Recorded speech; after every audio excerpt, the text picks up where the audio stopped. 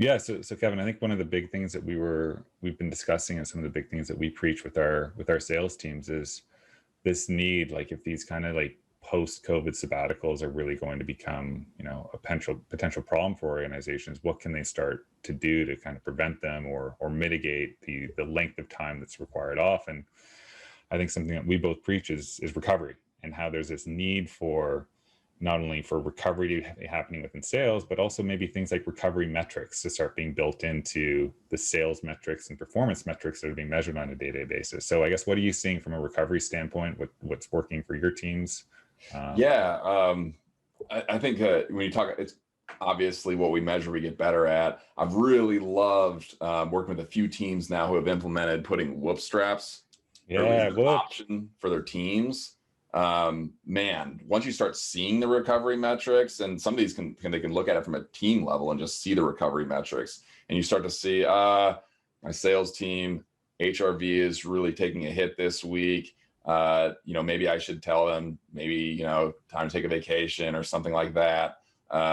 Being able to look at this data is huge, because obviously a sales team that's not recovering well isn't going to perform well. They're going to jump on calls with clients. They're going to be tired emotionally. They're going to be low. Mirror neurons are going to come into play, and it's just not a good picture. Yeah. No, it's tough, right? Like, it's tough when that's when you don't have that insight and you don't have those metrics to really make these informed decisions. I think something that I've heard from when I'm kind of been talking about Whoop and kind of starting to build in these well-being and these mental health metrics into sales teams. I know a lot of the salespeople that I speak to, there's this pushback where it's just like, well, I don't want my company knowing that I'm stressed. I don't want my company knowing that I'm not sleeping that well. And there's a kind of really going out and drinking on Wednesday night. Yeah. And it's kind of like this like shift that's just we're operating. And I think it's just a sign that a lot of salespeople and a lot of cultures are just operating in this self-protection mode, where they're like, me first, and I don't feel safe in my sales environment. So I feel this need to kind of put on a face. I would say, like, especially right now during COVID, right now, there's this idea of like showtime, where you're showing up for a 30-minute video call, and then behind the scenes you're anxious or crying or really angry. And it's just like, it's like that idea that you have to be perfect in sales. And I think a lot of that is kind of resisting this need for recovery metrics and to be more mainstream. But my approach has always been, if I'm a sales leader, I want to know who on my team isn't sleeping well, who's burnt out, who's struggling, not so that I can reprimand them or get rid of them or kind of move them out. It's like, no, so I can actually be there to support them and build in extra recovery periods, build in more flexibility into their day-to-day, change deadlines, adjust targets. Like, there's so many things that you need to be able to do as a leader, but if you don't have that insight, it's going to be very hard to make those adjustments.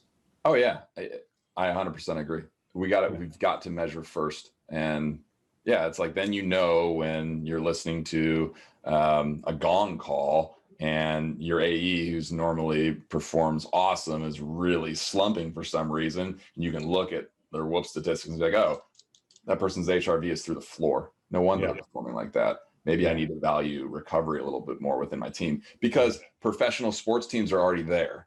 Professional sports teams are all over these metrics. Whoops were made for professional sports teams.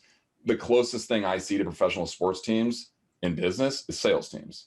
Yeah, I totally agree. They're corporate athletes. That's the kind of big kind of word that I'm using. They're the corporate athletes of the business world that need to show up and perform day in and day out. And we really need to be able to give these athletes the pads and the helmets they need to play a contact sport every single day in sales and navigate all these unique stressors that are insane sometimes on a daily basis within sales. So I guess I'm curious, like, what are you seeing? Obviously there's kind of a day off here and there, but what are you also seeing just in terms of the best ways to potentially recover? Something I've been saying lately, I know we've got multiple opinions on this, and I want to talk about yours as well. I'm of the mindset that you're either as a salesperson, you're either recovering over a period of weeks or months, or every day, one or the other.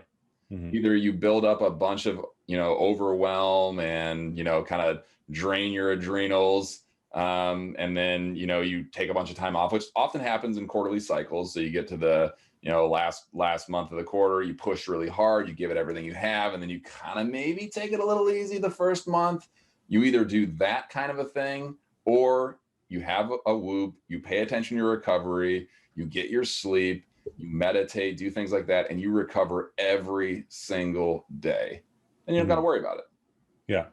Yeah, it's kind of taking that self-care as like a daily multivitamin, something I talk about. It's like a lot of things that if you want to go back to vacation and traveling, whether it's getting a massage, you know, meditating, journaling, being compassionate to yourself, getting some sun and going for walks, like all of these things that we're typically doing on vacation, we can naturally do every single day and rest and recover if we essentially build in better recoveries and build in better boundaries with our work time and decide when we're going to stop working before we start working. And I think something that you said when we chatted before that I really liked was this idea that salespeople are trying to take these recoveries anyways. They're trying to take them on a daily basis. They're trying to take them in the first week of a new month or a new quarter, but they're feeling guilty doing it.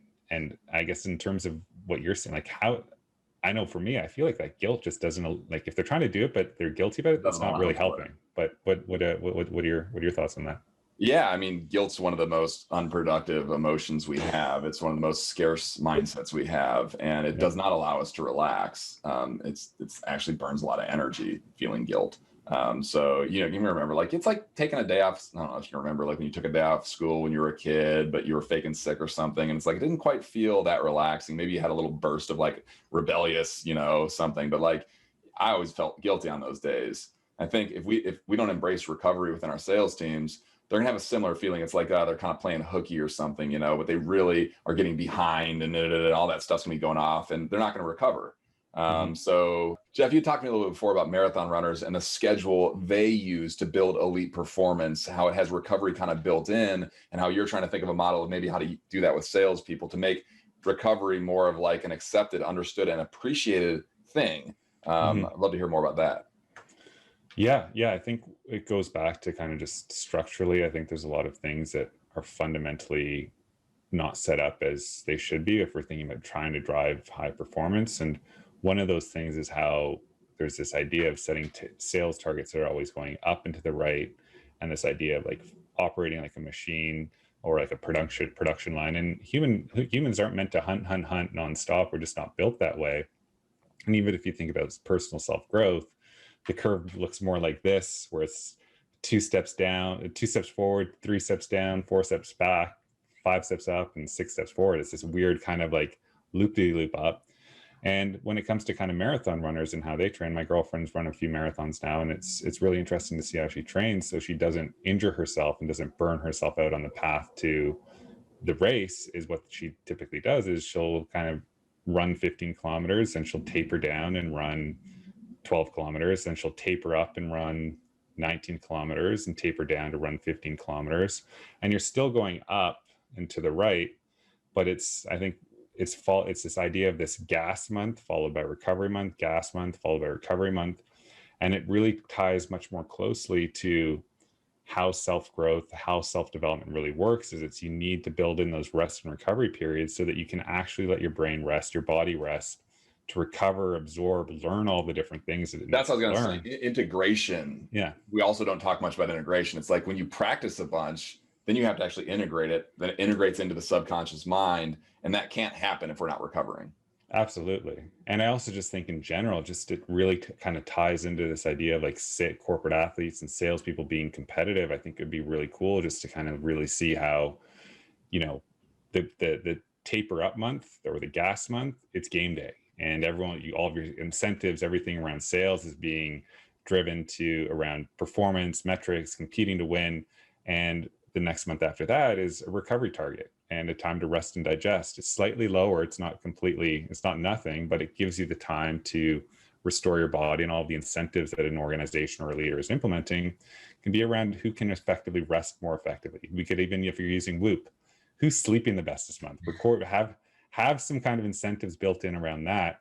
And I think especially on those game day type months, if a salesperson and her team realizes that they have time to cycle down, they're going to go way harder during those game day months. Yeah, it's super interesting. You know, I like to say, and I think it translates well to this, if you want to have a level 10 level of performance, if you want to be a level 10 performer, you have to be a level 10 recoverer. Yeah. You have to be able to, especially if you're running a marathon. I mean, if you're talking, you're at the end of a sprint or something, you know, and it's like you're going to be able to take the next season off. I mean, that's a different thing. But salespeople don't have real off time. It's a go, go, go thing. Yeah. So you've got to be really good at getting in there and getting active and then recovering, because the recovery is fundamentally what builds the neurotransmitters that you use to win. Mm-hmm. Norepinephrine, for example, you know, the effort neurotransmitter, you can run out of that. Yeah. Like, and if you don't recover and you run out of norepinephrine, adrenal fatigue happens and you literally can't push. So you get burnt out, and then you take that long sabbatical we were talking about. So yeah. I think it's a really innovative idea you have there. I'd love to see, you know, as you continue to flesh that out and practice it maybe with a few teams or whatever, do R&D on that. That would be a big shift though, big cultural change. Have you thought much about how that might, how that change management would happen to get a team to go through that process?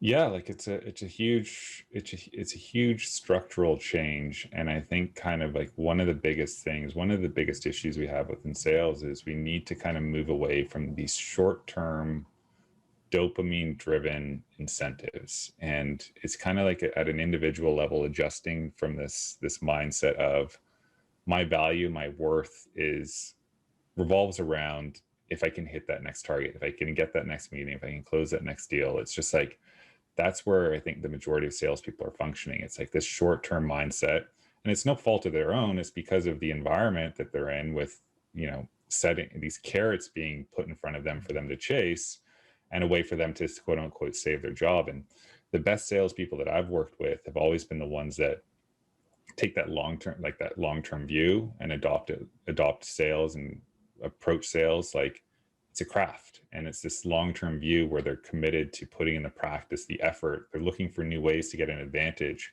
You know, they may not be the most confident people, they may not be the most enthusiastic people, they might have these start in sales and not have the raw skills to be a quote unquote salesperson.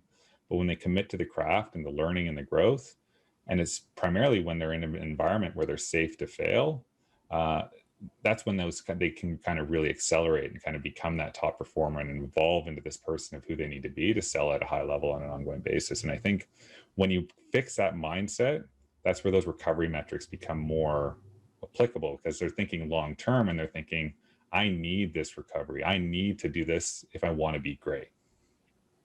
100%. And I frankly, I've not met many salespeople who have never burned out at least once in their career.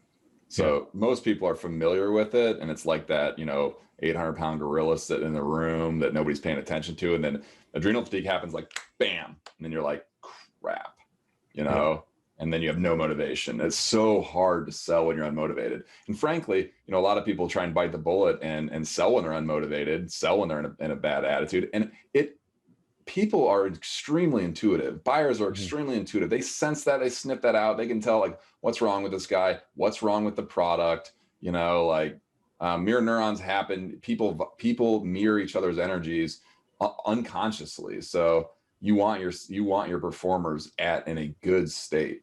Mm-hmm. Absolutely. And I think a big part of that is really kind of adopting this kind of servant mindset, or this altruistic mindset. It's kind of been a big one for me. Like for me, starting Sales Healthline and starting any company, it's not easy. Like there are days when I think sometimes people get confused because I'm, you know, fairly active on LinkedIn. It's like, oh, he's always motivated. And couldn't be further from the truth. It's, you know, on days when I'm having trouble getting out of bed, when I'm feeling burnt out, when I'm doing these things, when I'm trying to push, recovery is kind of a big thing that I prioritize. But the other thing that's always served me really well is having this idea to be able to connect to serving that sales rep who's anxious, or serving that leader that has a team that's burnt out and doesn't know what to do, or that person that has insomnia or going through a panic attack. Being able to draw and kind of connect with that pain from an empathetic level and kind of draw from those emotions of people that I know are struggling, that gives me power to kind of stand up and kind of push through and kind of make sure that I'm showing up every day for them rather than just showing up for myself. It's kind of like this hero mindset. You know, we have superheroes in comics, and every single superhero that's kind of pushing through adversity, they're not doing it for themselves. They're doing it for someone else, a bigger cause greater than them. And it's like, that's how we become superheroes. It's like adopting that mindset of wanting to serve others. That's true. I wish the comic books would like have included the superheroes need recovery too. Yeah. Most of them just have some superpower just to be like, you're recovered, you're good to go. I guess yeah, Batman never recharges, you know. Yeah. Batcave, I don't know. Yeah. That's a great point. That's why obviously having a purpose and stuff is so important. That's beyond your own ego. As we were talking like a minute ago, a thought kind of came into mind about how maybe companies could test your theory. As an entrepreneur, you know, I've been a tech entrepreneur a few times, still am. I've always understood the innovation model is always similar but different. Can you work within the existing paradigm and make little tweaks? So a way to test the idea of the marathon like model isn't maybe to go full in on it, but to deal with it strictly from a mindset level at first. So we already have built in on the quarters sort of a recovery burst type cycle happening. Fact is though, sales managers get frustrated in month one, you know. Salespeople are trying to recover, feeling guilty about it, and then they always push in month 3 and they start firing their engines up in month 2. Yeah. What if you played within that framework, but you just made it, you tried, say you're working with a sales manager, you split it and you said, okay, in Q2, we're going to do it same old way. And then in Q3, we're going to try, as long as the quarters are similar, we're going to try to say, hey, we get it. Month 1, it's going to be recovery. Like we're going to embrace it. We're going to do group meditations, whatever. And then in month 2, you know, we're going to set a certain target. And then in month 3, that's gas month. So you work within the existing framework. You make it all mindset, trying to eliminate the guilt that happens in month 1 and just trying to embrace it. What's already happening a little bit instead of making it such a taboo thing. Yeah, I actually really like that, especially just it's kind of like that tapering up over the span of the quarter. I think it makes a lot of sense. So I think we both need to try this, see what works and see what doesn't. Got to find teams that are open-minded to it. Go ahead. I was going to say, I guess I'm curious from your approach, like if you were to kind of approach a client or a sales leader from saying like with this idea, like how would you position that? Like, what do you think they need to hear and to kind of help put their fears to bed?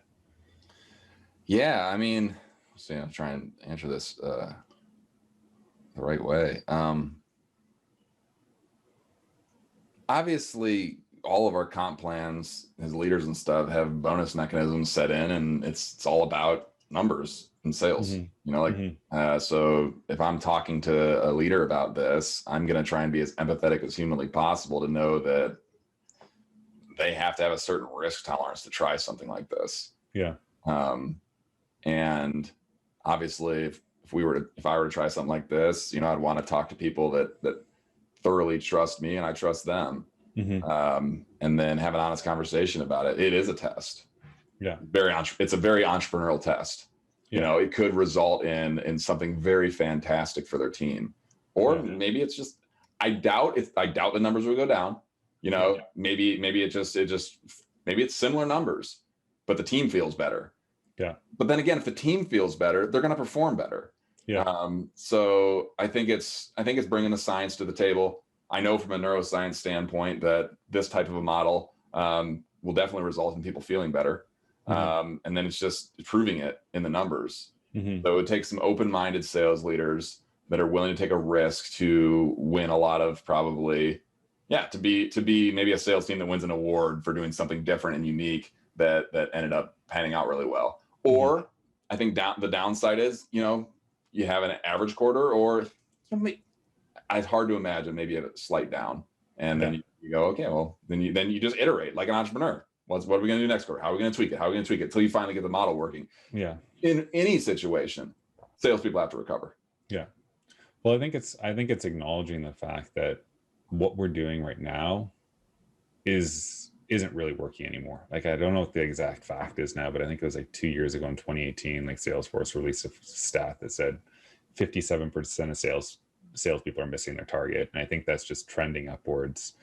And I just think it comes like what we're doing, it's not working. Like, it might be working for the next year, next 2 years, but eventually people are going to break and it's just not going to be sustainable. So I think it's important, like you said, to kind of really approach this MVP model or this testing model and just keep trying and iterating and innovate, because like right now, like the boosts in performance aren't going to come from some flashy new sales enablement technology that helps you prospect faster or a gong. Like they've done their job. They've maxed out that kind of like like the sales performance piece. I truly believe the next 5-10 years is how do you max out the human potential of your team and the human ability of their team with how they learn, how they fail, how they're resilient, how they manage their mental health, and how they manage recoveries on the day. That's really going to be the kind of keystone to tackle in the next kind of little bit. Just follow the sports teams. Yeah. You know, I talked to a professional football player who retired a little ways back, and he talked about, you know, how he was getting ready for games in the 80s and stuff. And like, you know, I mean, he literally said, you know, like he would go out for beers and kind of clear his mind, and then he'd come into, you know, the day before on Saturday, and then he would, you know, kind of recover from the hangover, and that was good for him in his opinion. And then he would, you know, get going. He wouldn't talk to anyone. He would excommunicate from his whole family, and then he was ready for game day. That was his ritual for getting ready. It's like so backwards related to what science tells us today. I guess it worked for him, but it's like, look at the professional sports teams. They have mindset coaches and psychologists, sports psychologists on staff that are teaching recovery, teaching the things we're talking about today. And mental health is just, it's a performance thing. It's not about feeling okay. I mean, sure, it's about feeling okay, but if your mental health is solid, if you're doing preventative mental health, if you're focusing on mindset, you're going to perform better. And my numbers show that across the board with every client I have. Yeah. There's always a performance boost. So it's right now we're in a great time for sales leaders to iterate and be a little entrepreneurial and try different things and see what works, because you're right, it's going to be a landslide. Like, just like physical health, I think you said this before, physical health is a big deal, you know, over the last decade. Mental health is going to be a big deal over this decade. And we're going to find that performance goes up and to the right when we value mental health. Yeah, you're absolutely right. And I think part of that is the awareness piece around what mental health actually is. And I think still there's kind of this education piece that needs to take place, where a lot of people are still viewing mental health as something you don't want, something to like there's a stigma attached to it. Like mental health could be, I know for a few of my friends, it's just like only when you're anxious or only when you're really depressed or you have bipolar. Like it's only kind of like these like quote unquote like negative like labels or perceptions of mental health that people are kind of resistant to want to associate with, when in reality, like mental health is just like a spectrum of well-being. Just like physical health is a spectrum of well-being. There's going to be people in really good shape and people in really bad shape. Exactly. And that's why. And yeah. So there's go ahead. Sorry. Yeah. There's no like disassociating from it. It's like your mental health, yours on this spectrum. And it's just like, depending on where you are, it's going to have a direct impact on your performance. So if you're really burnt out or you're really struggling, like there's a lot more work and practice to go in, but it doesn't mean the people who are doing really well, it's not important to their team. It's going to also equally impact your performance. Maybe not as much, but it's going to have an impact to some degree. Exactly. And I think it's worth noting as we're figuring this out together and as a community, you know, there's preventative medicine. You know, I exercise a lot and I eat really well because to me that's preventative medicine, so I don't get sick. There's also preventative psychology, and some of the techniques and stuff that each of us teach teams is about, we don't know when the storm's going to come, but it's going to come. There's going to be hard times. Each individual on our sales team is going to have something disruptive happen in their life, or they're going to have, or the sales team as a whole is going to go through some sort of drought, and like it's going to be hard. And it's not so much about, you know, like maybe being perfect in the moment, but we need to be mentally strong for when the storm comes. The thing that could break your department, the thing that could break your salesperson, so that they can weather through the storm well. That's preventative psychology. You know, get ahead of it, be smart, play smart. Yeah. And I think you're right. Like I think mindset plays a huge part in that kind of preventative piece. I was doing some reading on my own and just kind of looking at, I can't remember who the researcher was, but it's just kind of how stressors are really kind of put into kind of 4 buckets. You have life-changing stressors, like you lose someone in your family, you lose your job, these kind of like really monumental events that take place. And you have catastrophic things like COVID taking place or hurricanes. And then you have things like daily hassles or just daily struggles. So most of the time I feel like deals falling through, getting rejected, dealing with an angry customer that's really falling into that third bucket. And then you have ambient stress. So you have like pollution, you have noise, you have these things that you aren't necessarily consciously aware of that's impacting your performance.